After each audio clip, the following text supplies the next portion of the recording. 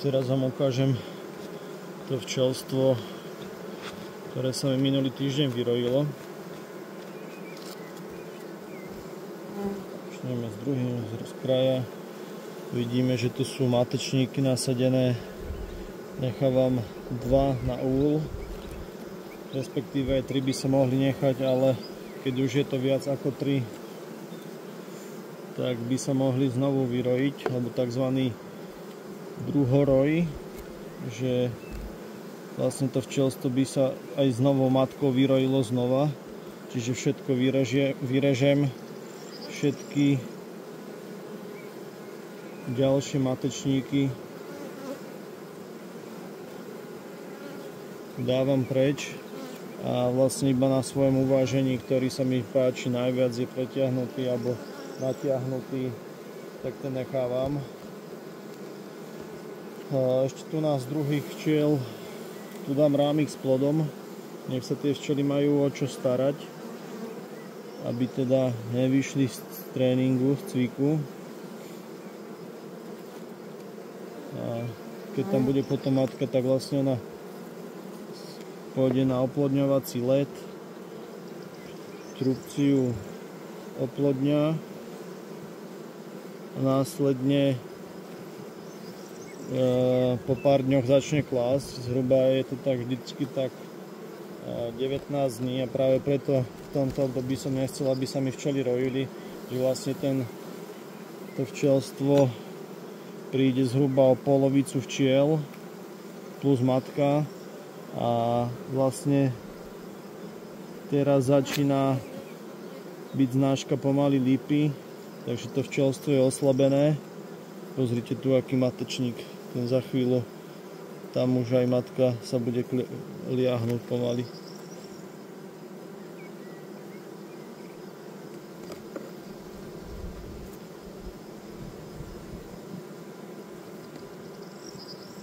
Tento tam určite nechám, ten je pekný.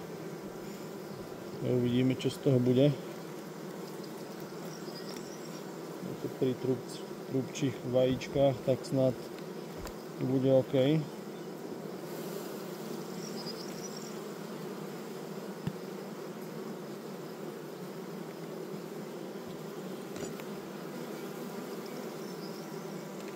No a ten roj som nechytil, neviem, kde sa mi stratil potom, alebo niekde odletel, neviem kde. Takže to bolo neúspešné. Chytanie bol strašne vysoko, zhruba 12 metroch, a nemal som šancu ho zvesiť dole. Takže včely ešte strasiem z rámika. Tento rámik dám vedľa do včiel, ten je takmer prázdny, takže tam môže matka klásť vajíčka v silných včelstvách a tu na in dám prázdny. Je tam síce trošku je trubčiny, ale to vôbec nevadí. Teda ne prázdny, ale oplodnený rámik. Tam sú vajíčka. Rámik s vajíčkami. Rámik s vajíčkami, aby by som bol presný. Ešte teda to pozriem, či tu nemáme nejaký matečník ešte, čo by bolo teda nebezpečné pre to rojenie, ako som spomínal. Tady vidím, že ešte sú. Stačia vážne 3 matečníky na včelstvo.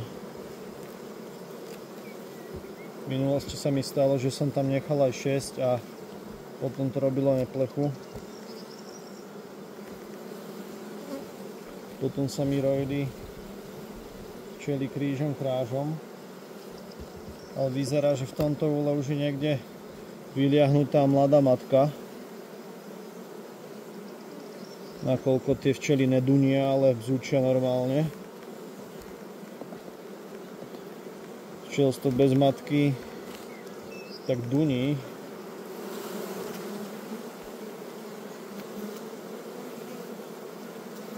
A mne sa zdá, že tu je strašne veľa včiel, keby ten roj sa vrátil späť, no. Uvidíme.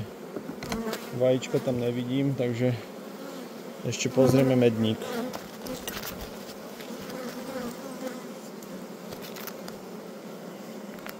No a tu je toto presne to, čo je v tomto období nebezpečné. Preto to sa nám roja včely, že je rámik obsadnutý včelami a nevidíme teda tie misky materské. Zaviečkujú to včely a vyliahne sa matka, potom sa to rojí všetko. Čiže už na 4. rámiku na týchto žltých včelstvách vyrezávam aspoň 15 takýchto misiek. Takže znova, to už je takmer matečník. Toto včelstvo má strašne veľkú rojovú náladu, takže budem musieť spraviť pár zásahov, že z medníka vytiahnem nejaký rámik, kde nebude veľa medu a vrazím ho, alebo dám ho teda do plodiska a do medníka dám rámik z plodiska, teda rozšírim priestor kladenia pre matku a snáď sa tej nálady rojovej trošku zbavia a eliminujem rojenie. Ešte som vám chcel ukázať tento úl. Minulý týždeň som tam vyrezával matečníky a sa mi teda zdá, že som asi počas niektorej kontroly matku nechtiac zabil, tak sa pozrieme, čo v nich je.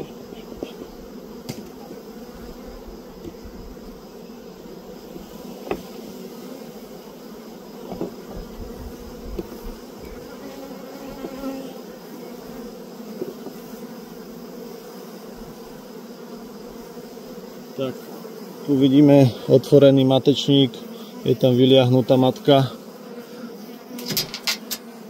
Otvorený matečník a vyliahnutá matka tam niekde bude, tak sa pozrieme, či už kladie.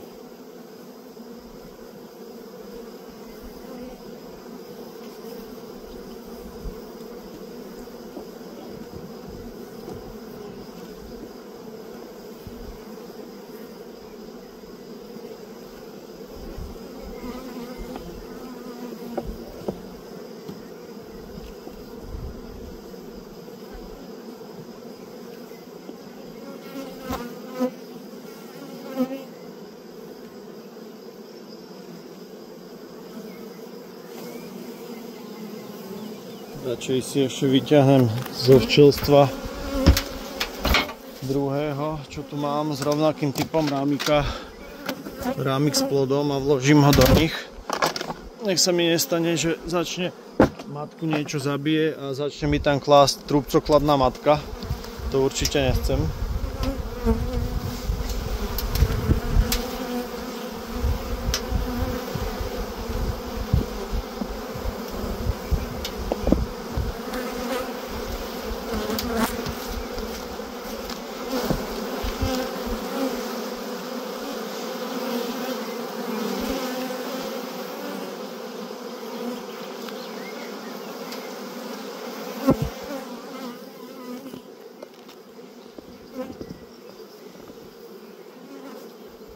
Musím vybrať správny rámik, kde sú čerstvé vajíčka.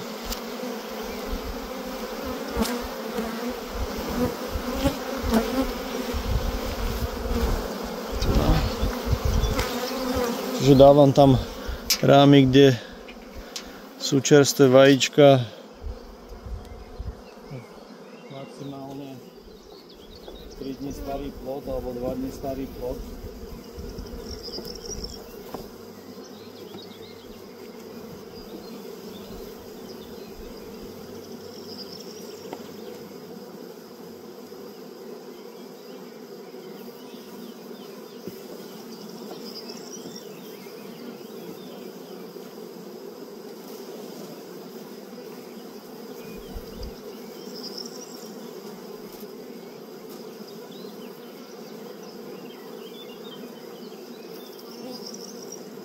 Vyzerá to, že matka začala klásť. Že už je oplodnená. A tu vidím pár vajíčok. Že vidím pár vajíčok vnútri v bunkách. Tu je vajíčko.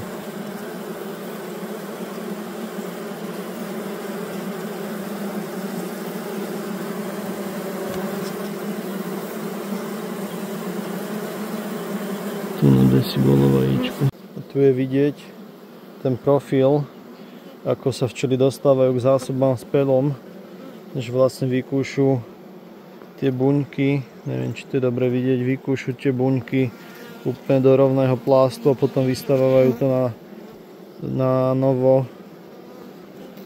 Tady je vidieť, že ten skok taký, kde boli zásoby s pelom, tak to vykúšu a potom stavajú na novo. Takže dnešná prehliadka bola úspešná. Vyrojené včelstvo má pekné matečníky založené, tak budeme čakať a včelárskej sezóny u nás, alebo teda kde mám včely a je lipový kvet.